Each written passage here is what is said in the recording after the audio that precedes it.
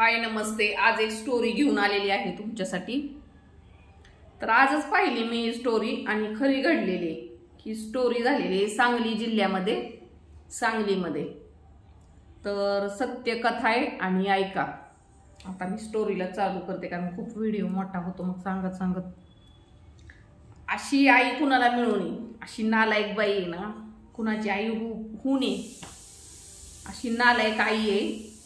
आईच्या नावाला कलंक असणाऱ्या बाईची स्टोरी। तर ही जी बाई होती हिला एक म्हणजे 26 वर्षाचीच बाई होती आणि हिचं लपडं होतं ह्या बाईचं। हिचा नवरा असायचा बाहेर कुठं तर लांब जॉबला, म्हणजे घरी नसायचा, लांब कामाला होता। आणि ही छपरी बाई होती आणि ह्या छपऱ्या बाईचं एक लफडं होतं, एका मुलाबरोबर प्रेम प्रकरण चालू होतं। 26 वर्षाची होती ही। मग त्या माणसाचं सारखं हिच्या घरी येणं जाणं सगळं असायचं चालू।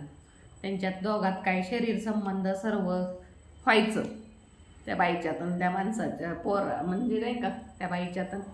आणि हिला मुलगा होता तरी त्या बाईला लाज लज्जा नव्हती, करायचंय तर करायचं ना। तर मुलाला कशाला तिनं त्रास करायचा, मुलाला बरोबर काय केलं बघा ह्या बाईनं। मग हिला होता 6 वर्षाचा मुलगा। तर झालं काय की ती बाई म्हणजे असंच त्या बाईचा प्रियकर घरी आला आणि मग ती बाई काम वासनेत बुडालेली होती त्या माणसाबरोबर।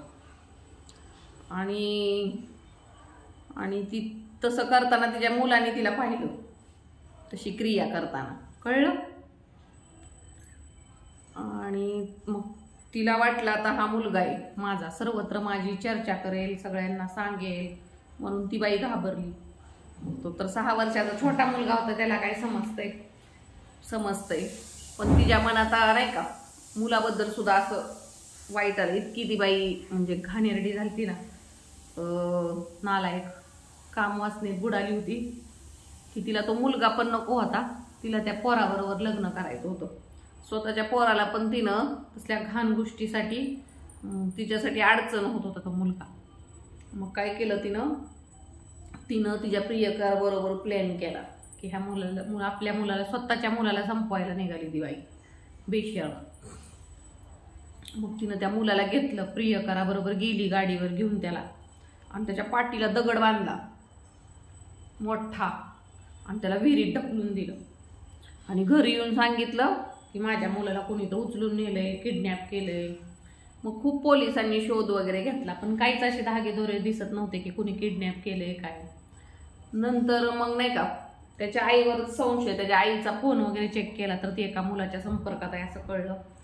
मग ते त्या दोघांची चौकशी केल्यावर मग कळलं असं यांचं लफडं आहे। ह्या लफड्यातनं त्याच्या आईला त्यानं म्हणजे नाही का प्रियकराबरोबर नग्न अवस्थेत पाहिलं होतं आणि घाण क्रिया करताना त्या बाईची पाहिली होती। मग त्या बाईला वाटलं आता आपल्या मुलगा सगळीकडे जाऊन सांगल किंवा आपलं हे बिंग फुटल प्रियकाबरोबरच, म्हणून तिनं स्वतःच्या मुलाचा काटा काढला होता। असली नालायक बाई कुणाची आई पण होऊ शकत नाही, आई म्हणण्याच्या लायक पण नाही ही बाई। आणि असल्या बाईने कशाला पोटाला बाई लेकरू काढायचं होतं का नाही। असल्या बाईच्या पोटाला जन्माला येण्यापेक्षा अनाथ आश्रमात पैदा झाले म्हणजे जन्म आलेलं बरं, पण ह्या बाईच्या पोटाला न आलेलं। जन्म द्यायला हिला जे दिला हिनं आणि त्यालाच मारून टाकलं, कसली नालायक बाई असली बेशरम। तर ही स्टोरी होती आणि खरी होती। आणि ही बाई सध्या आता जेलमध्ये आणि हिला जेलमध्ये टाकलेलं आहे आता सध्या। असे फोटो वगैरे मी लावत नाही कारण मी स्वतःशी तर बाकीचे लोक पोहत तो चेहरा दाखवत नाहीत ना, आपण नाही फोटो वगैरे वापरत। पण खरी घटना आहे, नक्कीच तुम्हाला कुठं ना कुठं दिसेल त्या बाईचं। मी पण फोटो लावू शकते पण मी नाही लावत।